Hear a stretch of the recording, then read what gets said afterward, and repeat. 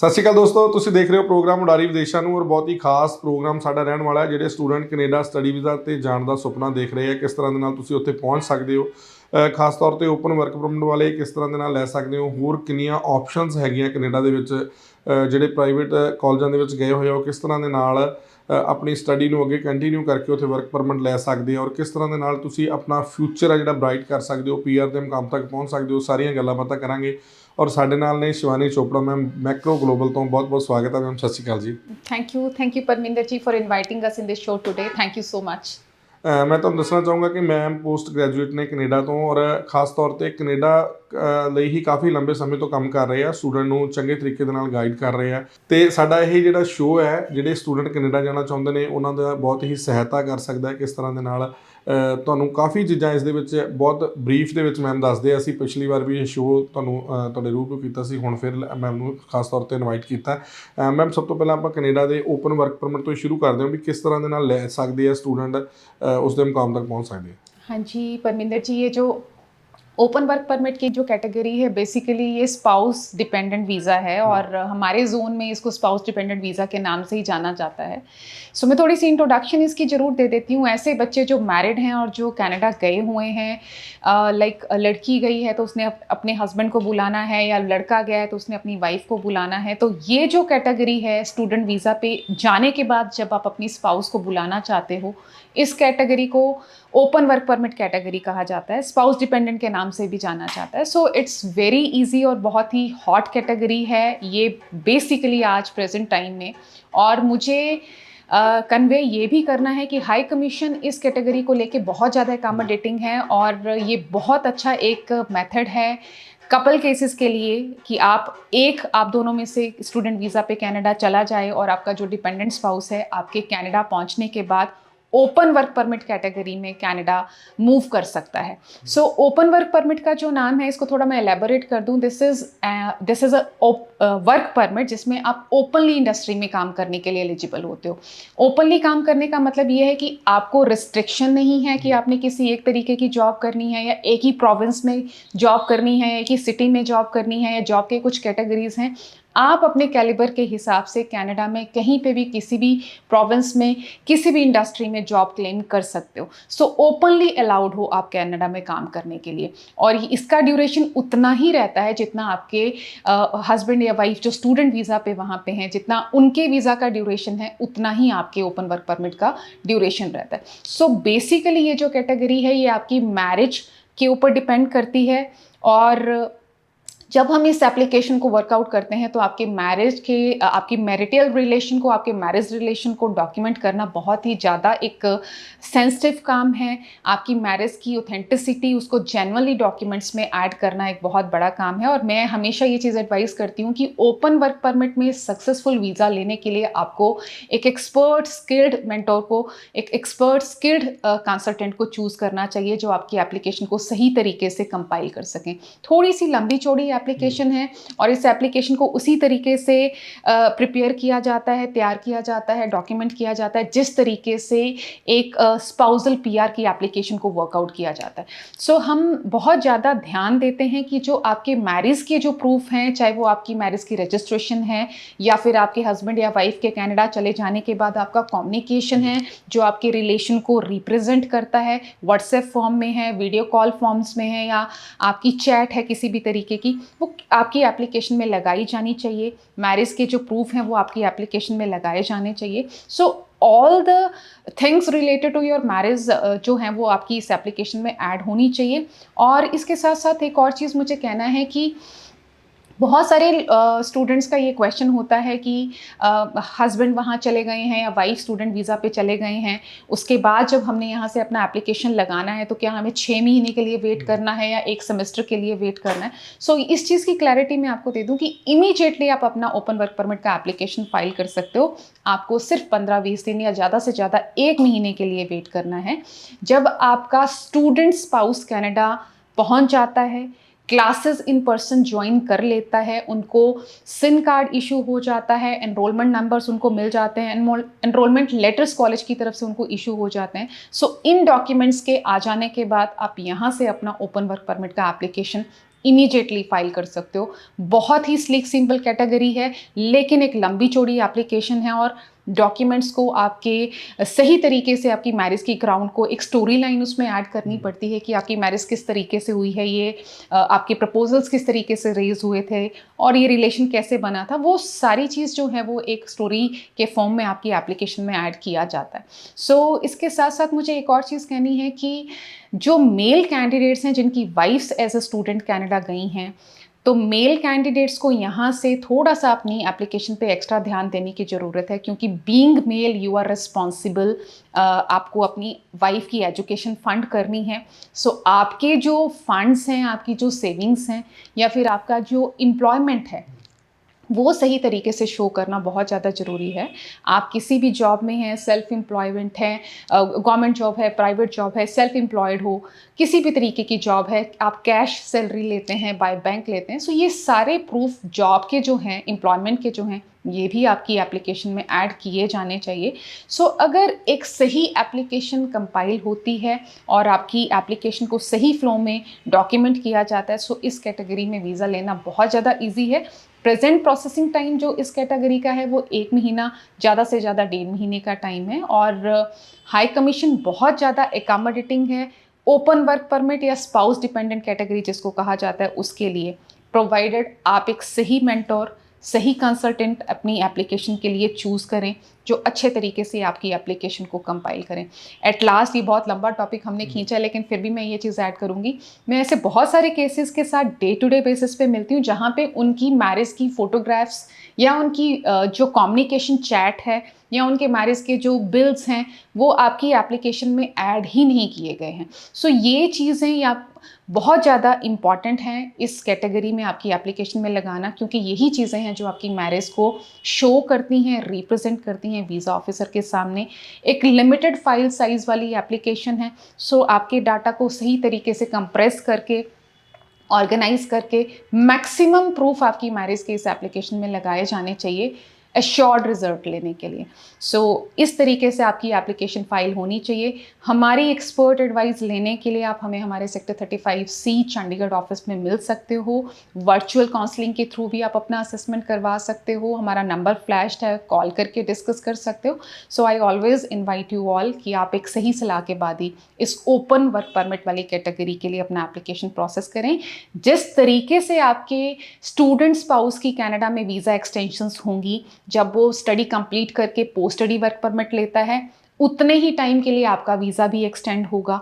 जब आपका spouse student वहाँ पे अपना पीआर फाइल करता है, उसके साथ ही आपकी पीआर वहाँ पे फाइल होगी। सो ये बहुत ही कंफर्टेबल एक कैटेगरी है जिस बेसिस पे आप कनाडा एंटर करते हो और अपने स्पाउस के साथ पीआर गेन करते हो। So to have complete information please visit अस।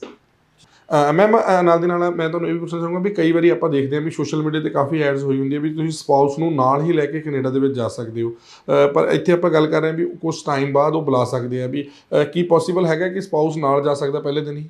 देखिए Parminder ji, by law this category is existing और हाई कमीशन को कोई ट्रबल नहीं है कि आप स्टूडेंट एप्लीकेशन के साथ ही अपने हस्बैंड का स्पाउस ओपन वर्क परमिट वाला एप्लीकेशन फाइल कर दो। उनको किसी तरीके का कोई इशू नहीं है, बट प्रैक्टिकली इसकी जो मैच्योरिटी है वो बहुत, उसका रेशो कम है। सो रिजल्ट्स जो देखे गए हैं पास्ट में वो यही हैं कि अगर आप स्टूडेंट एप्लीकेशन के साथ अपने हस्बैंड का या वाइफ का ओपन वर्क परमिट फाइल करते हो तो उसके रिजल्ट्स पॉजिटिव नहीं है। सो हम हमेशा ये चीज़ एडवाइस करते हैं कि आप रिस्क मत लो, इतनी जल्दबाजी आपको करने की ज़रूरत नहीं है। सिर्फ 1-2 महीने की बात है। आप अपने स्टूडेंट स्पाउस को पहले कनाडा चले जाने दीजिए। जैसे ही वहाँ पहुँच के वो अपने क्लासेस स्टार्ट करते हैं और अपना एनरोलमेंट लेटर उनको इशू किया जाता है, सिन नंबर उनके हाथ में आता है, उसके इमीडिएटली बाद महीने के अंदर अंदर आप अपनी एप्लीकेशन यहाँ से लगा सकते हो। बट आई ऑलवेज इंसिस्ट कि आप इनिशियली स्टूडेंट एप्लीकेशन को और अपने हस्बैंड या वाइफ की ओपन वर्क परमिट की एप्लीकेशन को एक साथ नहीं लगाओ। बिकॉज अगर स्टूडेंट एप्लीकेशन किसी ग्राउंड पे रिजल्ट आपका पॉजिटिव नहीं जाता तो डेफिनेटली उसके साथ साथ आपके स्पाउस की एप्लीकेशन जो है वो भी रिफ्यूज़ होगी। सो अपने आप को इन अनवांटेड रिफ्यूज़ल से थोड़ा प्रिवेंट करना है। एक समझदारी वाला जो डिसीजन है वो हमें लेना चाहिए। पहले अपने स्टूडेंट स्पाउस को वीज़ा ले लेने दीजिए, उसके बाद कनाडा जाके जैसे भी वो अपनी क्लासेस स्टार्ट करते हैं, यहाँ से आप अपना ओपन वर्क परमिट फाइल कर सकते हैं। ਬਿਲਕੁਲ ਤੁਹਾਡਾ ਵੀ ਕੋਈ ਸਵਾਲ ਹੈ ਕੈਨੇਡਾ ਸਟੱਡੀ ਵੀਜ਼ਾ ਨੂੰ ਲੈ ਕੇ, ਜਾਂ ਤੁਸੀਂ ਆਪਣੇ ਸਪਾਊਸ ਦੇ ਨਾਲ ਜਾਣਾ ਚਾਹੁੰਦੇ ਹੋ, ਜਾਂ ਤੁਹਾਡਾ ਸਪਾਊਸ ਜਿਹੜਾ ਪਹਿਲਾਂ ਉੱਥੇ ਸਟੱਡੀ ਵੀਜ਼ਾ ਤੇ ਗਿਆ ਹੋਇਆ ਔਰ ਉਸ ਤੋਂ ਬਾਅਦ ਤੁਸੀਂ ਆਪਣੀ ਫਾਈਲ ਅਪਲਾਈ ਕਰਨੀ ਹੈ, ਤਾਂ ਸਕਰੀਨ ਦੇ ਉੱਤੇ ਨੰਬਰ ਡਿਸਪਲੇ ਹੋ ਰਿਹਾ, ਇਸ ਦੇ ਉੱਤੇ ਕਾਲ ਕਰਕੇ ਕੋਈ ਵੀ ਤੁਹਾਡੇ ਮਨ ਦੇ ਵਿੱਚ ਸਵਾਲ ਆ ਰਿਹਾ ਤੁਸੀਂ ਪੁੱਛ ਸਕਦੇ ਹੋ। ਸ਼ਿਵਾਨੀ ਮੈਮ ਨੂੰ ਮਿਲਣਾ ਚਾਹੁੰਦੇ ਹੋ ਤਾਂ ਸੈਕਟਰ 35C ਚੰਡੀਗੜ੍ਹ ਦੇ ਵਿੱਚ ਆ ਕੇ ਤੁਸੀਂ ਪਹਿਲਾਂ ਅਪਾਇੰਟਮੈਂਟ ਲੈ ਕੇ ਇਸ ਨੰਬਰ ਤੇ, ਤਾਂ ਉਸ ਤੋਂ ਬਾਅਦ ਇਹਨਾਂ ਨੂੰ ਮਿਲ ਸਕਦੇ ਹੋ।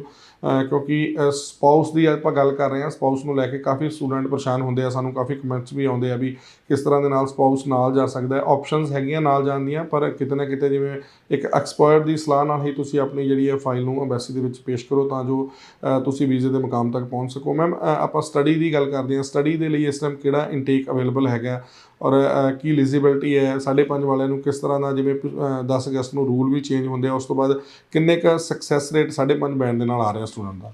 देखिए परमिंदर जी, पहले तो मैं स्टूडेंट्स को ये चीज़ कन्वे कर दूं कि कनाडा एक बहुत ही अकोमोडेटिंग कंट्री है, हमेशा इनवाइटिंग मूड में रहती है, और प्रेजेंट सिनेरियो भी ये है कि बच्चों को फुल फ्लेज्ड वीज़ाज़ इमिग्रेशन की तरफ से दिए जा रहे हैं। सो आपको हैप्पी रहना चाहिए, और आपका जो रिस्पॉन्सिबिलिटी बनती है वो यही है कि क्वालिफाइड एप्लीकेशन वीज़ा के लिए आप फाइल करो, ताकि आपको एम्बेसी की तरफ से वीज़ा मिले। सो जैसे कि आपने बात की है कि इनटेक्स की, तो ऑब्वियसली अभी मई 2024 के जो एडमिशन्स हैं वो फुल स्विंग हैं, सभी कॉलेजेस ऑलमोस्ट ओपन हैं, यूनिवर्सिटीज़ ओपन हैं, लेकिन ये एक लिमिटेड इनटेक रहता है, तो कहीं ना कहीं प्रोग्राम्स की जो अवेलेबिलिटी है वो लिमिटेड है। बट स्टिल अगर आप अपनी प्रोग्राम चॉइस के साथ और आप अपने एरिया के चॉइस के साथ, कॉलेज की चॉइस के साथ अगर आप थोड़ा सा कन्वीनियंट रहते हैं, थोड़ा सा ओपन रहते हैं, तो आप डेफिनेटली अपने लिए एक सीट सिक्योर कर सकते हैं मई 2024 में भी। इसके साथ साथ साइमल्टेनियसली सितंबर 2024 के एडमिशन्स भी चल रहे हैं, दोनों इनटेक के एडमिशन जो हैं वो साथ के साथ चल रहे हैं। जिन स्टूडेंट्स के लिए मई 2024 में प्रोग्राम्स नहीं हैं, वो सितंबर 2024 के अपने एप्लीकेशंस प्रोसेस करवा सकते हैं। कुछ एक ऐसे बच्चे रहते हैं जो एरिया को लेके, कॉलेज को लेके, प्रोग्राम को लेके बहुत ज़्यादा पर्टिकुलर हैं। सो मेरा रिक्वेस्ट है कि आप हमारे साथ इन टच रहें, because day to day basis पे डिफरेंट कॉलेजेस के प्रोग्राम्स जो हैं वो इनटेक्स जो हैं वो सितंबर 2024 के वो ओपन हो रहे हैं। So first come first served वाला जो सिनेरियो है वो कहीं ना कहीं वर्किंग है इन इनटेक्स के पीछे। सो आपको टाइमली हमें अप्रोच करके अपने चॉइस के प्रोग्राम में, चॉइस के कॉलेज में और अपने एरिया जहाँ आपकी प्रेफरेंस है वहाँ पे अपनी सीट सिक्योर करनी है। सो इन टच रहिए। इस टाइम एडमिशन्स मई 2024 और सितंबर 2024 दोनों इनटेक्स के लिए चल रही हैं। और एक और चीज़ मुझे ये स्टूडेंट्स को कहना है कि बहुत सारे स्टूडेंट्स इस मेंटल बिलीव में रहते हैं कि सितंबर इनटेक अभी दूर है और हम जाके जनवरी फरवरी में अपना ऑफर लेटर अप्लाई करेंगे। तो अब सिचुएशन कनाडा का ऐसा नहीं है। आपको as I have said first come first served वाला सिनेरियो है। इमीडिएटली आपको अपने लिए सीट सिक्योर करनी है। जिस मोमेंट आपका ऑफर लेटर आता है आप अपनी फॉर्मेलिटीज़ कंप्लीट कीजिए, फीस GIC मेडिकल का जो भी फॉर्मेलिटी है, और इमीडिएटली अपनी वीज़ा जो है वो प्रोसेस कीजिए। आपको इतना लंबा वेट करने का कोई मुझे लगता है कि एडवाइजेबल नहीं है आज की डेट में। So this is what you all are invited. Again I would say आप मेरी एक्सपर्ट एडवाइस के लिए आप हमें कॉल कर सकते हैं, व्हाट्सएप कर सकते हैं, पर्सनली विजिट कर सकते हैं। And as you have said कि 5.5 बैंड वाले बच्चे जो अप्लाई कर रहे हैं उनका स्टेटस क्या है। सो मार्केट में 5.5 बैंड्स वाले जो कैंडिडेट्स हैं उनका भी वीज़ा है हाई कमीशन की तरफ से।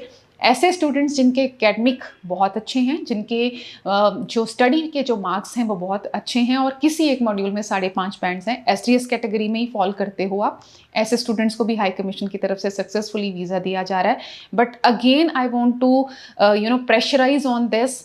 5.5 बैंड एक मॉड्यूल में अगर आपके हैं, आप उन्हीं सर्कमस्टांसेस में चांस लीजिए अपने वीज़ा का जहाँ पे आपके मार्क्स, एकेडमिक मार्क्स जो हैं वो हायर साइड हैं, बहुत अच्छे हैं।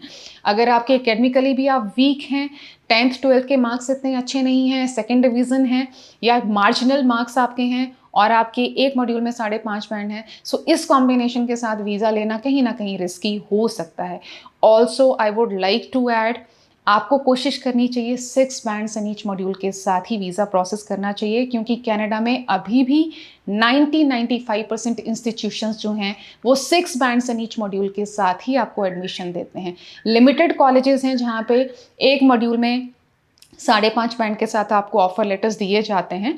सो आपको कोशिश 6 बैंड जो है हर मॉड्यूल में लेने की करनी चाहिए।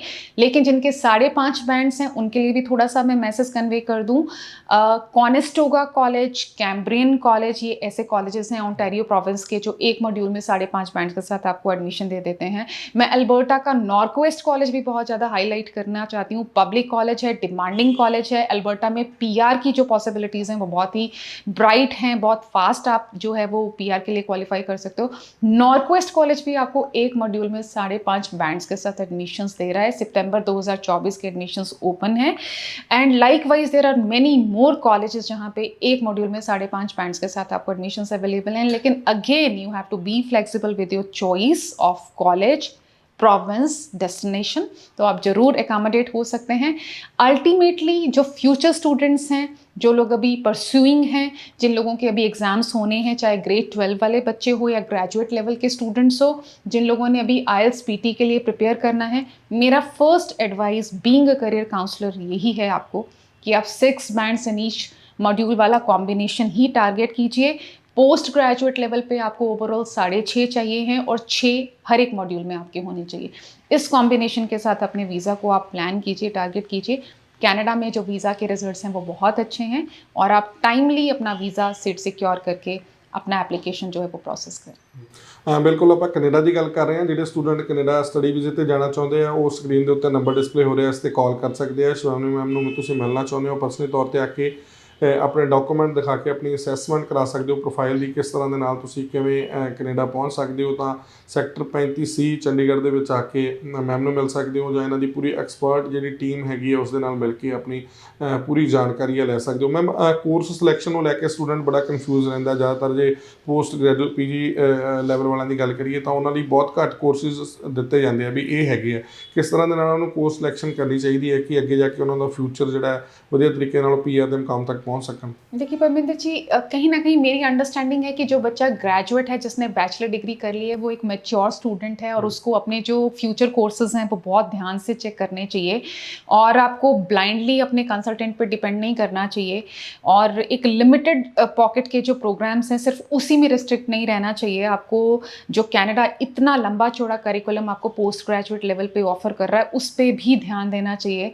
थोड़ा सा अपनी तरफ से आपको R&D रिसर्च वर्क कर लेना चाहिए क्योंकि कनाडा का जो प्रॉस्पेक्ट है PG लेवल पे वो सिर्फ और सिर्फ human resource management, international business management, global business management और प्रोजेक्ट मैनेजमेंट जैसे प्रोग्राम्स तक लिमिटेड नहीं है।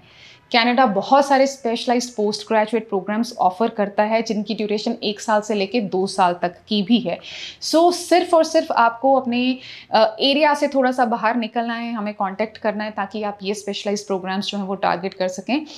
और मैं स्पेशली जो एक इंडिकेशन देना चाहती हूँ, जो कंप्यूटर ग्रेजुएट स्टूडेंट्स हैं जिन्होंने BCA किया है या BSc IT किया है या BTech कंप्यूटर साइंस इंजीनियरिंग किया है या कम्युनिकेशन इंजीनियरिंग वाले जो प्रोग्राम स्टूडेंट्स हैं, इन स्टूडेंट्स के लिए बहुत बड़ा प्रॉस्पेक्ट है कनाडा में। 1 साल 2 साल के स्पेशलाइज्ड पोस्ट ग्रेजुएट प्रोग्राम्स हैं। कुछ एक प्रोग्राम्स का नाम भी जरूर लेना चाहती हूँ। Computer animations and motions graphic, cloud data management, virtual computing, stack development, applied network infrastructures, information technology management, ये कुछ ऐसे प्रोग्राम्स हैं जो मार्केट में बहुत ही ज़्यादा डिमांडिंग है। अगर हम वर्ल्ड वाइड मार्केट की भी बात करें, जॉब पॉइंट ऑफ व्यू से भी ये जो प्रोग्राम्स हैं, ये जो स्पेशलाइजेशंस हैं PG लेवल पे बहुत ज़्यादा डिमांडिंग है। एक और प्रोग्राम जो थोड़ा सा मुझे लगता है कि मैं मिस कर रही हूँ कहना, जिसमें साइबर क्राइम का जो प्रोग्राम है, ये बहुत ज़्यादा साइबर क्राइम मैनेजमेंट से रिलेटेड प्रोग्राम्स हैं जो आपको टारगेट करनी चाहिए। So don't be limited to project management. ये जो स्पेशलाइज्ड कोर्सेज हैं जिनके ड्यूरेशन 1 साल से लेकर 2 साल के हैं, उनको आप टारगेट कर सकते हैं। सप्लाई चेन मैनेजमेंट एक बहुत ही डिमांडिंग प्रोग्राम है आज की डेट में, logistic and supply chain management. So कहीं ना कहीं हम ये देखते हैं कि आपके जो गाइड हैं, दे डोंट नो कि किन स्टूडेंट्स को सप्लाई चेन मैनेजमेंट या लॉजिस्टिक्स जैसे प्रोग्राम्स दिए जाने चाहिए। सो एक रेलिवेंसी को भी माइंड में रखा जाना चाहिए और ये जो स्पेशलाइज्ड कोर्सेज हैं उनको टारगेट करना चाहिए। कॉनेस्टोगा कॉलेज में इस टाइम पे मई इनटेक फुल ऑन एक पोस्ट ग्रेजुएट इनटेक है। कैम्ब्रियन कॉलेज का भी जो मई इनटेक है वो full on post graduate intake है। PG प्रोग्राम्स अवेलेबल हैं। 1 और 2 साल की ड्यूरेशन के आप इनको टारगेट कीजिए। 6.5 6 इन ईच वाला इनका रिक्वायरमेंट है। ये प्रोग्राम्स में एडमिशन लेने के लिए आप काइंडली हमें कॉन्टैक्ट कीजिए। अभी भी मई 2024 के ऑप्शंस बहुत अच्छे हैं। इसके साथ-साथ मुझे ये भी कहना है कि जो बीटेक मैकेनिकल वाले स्टूडेंट्स हैं, उनके लिए बहुत ही स्पेशलाइज़्ड कोर्सेज़ कॉनेस्टोगा आपको ऑफ़र कर रहा है। पोस्ट ग्रेजुएट कोर्सेज़ हैं, manufacturing management particularly mechanical students के लिए, लेकिन डिफरेंट स्पेशलाइजेशंस के साथ। आप मैन्युफैक्चरिंग मैनेजमेंट वेल्डिंग के साथ ले सकते हैं, मशीनिंग के साथ पेयर कर सकते हैं, इलेक्ट्रॉनिक्स मैन्युफैक्चरिंग के साथ कर सकते हैं। जिन बच्चों ने बीटेक इलेक्ट्रॉनिक्स किया हुआ है उनके लिए ये मैन्युफैक्चरिंग मैनेजमेंट, इलेक्ट्रॉनिक्स मैन्युफैक्चरिंग एक बहुत ही स्पेशलाइज्ड प्रोग्राम है। So likewise options are available. I guess time limited है, लेकिन मैं फिर भी लैम्पटन कॉलेज का नाम जरूर लेना चाहती हूँ। लैम्पटन कॉलेज ओंटारियो प्रोविंस का बहुत ही डिमांडिंग कॉलेज है। 4 डिफरेंट कैंपसेस हैं इनके। मैक्सिमम प्रोग्राम्स इनके जो हैं वो पोस्ट ग्रेजुएट लेवल पे हैं और 2 साल के पीजी प्रोग्राम्स ये कॉलेज आपको ऑफर कर रहा है। Free of cost offer letter है, लेकिन एडमिशन रिक्वायरमेंट्स में 7 बैंड्स की रिक्वायरमेंट है पीजी प्रोग्राम्स के लिए। प्लस पॉइंट ये है या हाईलाइटिंग फैक्टर ये है कि आपके मैक्सिमम प्रोग्राम में कॉप इंटर्नशिप कॉलेज की तरफ से आपको दी जा रही है और लास्ट या कॉप सेमेस्टर की आपको फीस भी पे नहीं करनी है। सो ये बहुत ही कॉम्पिटिटिव कॉलेज है, कॉम्पिटिटिव प्रोग्राम्स आपके लिए लेके आता है। सो ये इस तरीके के स्पेशलाइज्ड प्रोग्राम्स और ये इकोनॉमिक ऑप्शंस को ऑप्ट करने के लिए again I would say you need to contact us. आप पर्सनली आइए। हमेशा मैं स्टूडेंट्स को ये भी गाइड करती हूँ कि first meeting over the desk face to face होना बहुत ज़रूरी है। सो कोशिश कीजिए कि आप पर्सनली आके मिलिए, because being Canada course graduate, being career counselor and with an experience of around 15-16 years, मेरा हमेशा यही टारगेट रहता है कि बच्चे को शुरू से लेकर एंड तक की काउंसलिंग की जाए। वो जो प्रोग्राम चूज़ कर रहे हैं वो किस तरीके से उनके प्रोफाइल को, उनके करियर को लेटर ऑन लेटर स्टेजेस पे किस तरीके से उनको हेल्प करेगा, वो चीज़ भी बच्चे को जो है वो डेस्क पे समझाई जाए। सो आप पर्सनली आके मिलिए। ਬਿਲਕੁਲ ਤੁਹਾਡਾ ਕੋਈ ਵੀ ਸਵਾਲ ਰਹਿ ਗਿਆ ਜੋ ਤੁਹਾਨੂੰ ਤੁਹਾਡੇ ਮਨ ਦੇ ਵਿੱਚ ਹੈਗਾ, ਤੁਸੀਂ ਕੈਨੇਡਾ ਜਾਣਾ ਚਾਹੁੰਦੇ ਹੋ ਜਾਂ ਯੂਕੇ ਜਾਂ ਹੋਰ ਵੀ ਕਿਸੇ ਕੰਟਰੀ ਦੇ ਵਿੱਚ, ਤੁਸੀਂ ਕਿਸ ਕੰਟਰੀ ਲਈ ਐਲੀਜੀਬਲ ਹੋ, ਇਹ ਪੁੱਛਣ ਲਈ ਆਪਣੀ ਪ੍ਰੋਫਾਈਲ ਡਿਸਕਸ ਕਰਨ ਦੇ ਲਈ ਸ਼ੋਅ ਤੋਂ ਬਾਅਦ ਵੀ ਤੁਸੀਂ ਇਸ ਨੰਬਰ ਦੇ ਉੱਤੇ ਕਾਲ ਕਰ ਸਕਦੇ ਹੋ। ਤੇ ਸ਼ਵਾਨੀ ਮੈਮ, ਤੁਸੀਂ ਆਪਣਾ ਕੀਮਤੀ ਸਮਾਂ ਸਾਨੂੰ ਦਿੱਤਾ, ਬਹੁਤ ਬਹੁਤ ਧੰਨਵਾਦ। ਔਰ ਉਮੀਦ ਕਰਦੇ ਹਾਂ ਕਿ ਬਹੁਤ ਹੀ ਅੱਛੀ ਜਾਣਕਾਰੀ ਜਿਹੜੀ ਮੈਮ ਨੇ ਦਿੱਤੀ ਹੈ ਇਸ ਸ਼ੋਅ ਦੇ ਵਿੱਚ ਤੁਹਾਨੂੰ ਪਸੰਦ ਆਇਆ ਹੋਊਗਾ। ਤੇ ਹੁਣ ਮੈਨੂੰ ਵੀ ਦਿਓ ਇਜਾਜ਼ਤ। ਸਤਿ ਸ਼੍ਰੀ ਅਕਾਲ।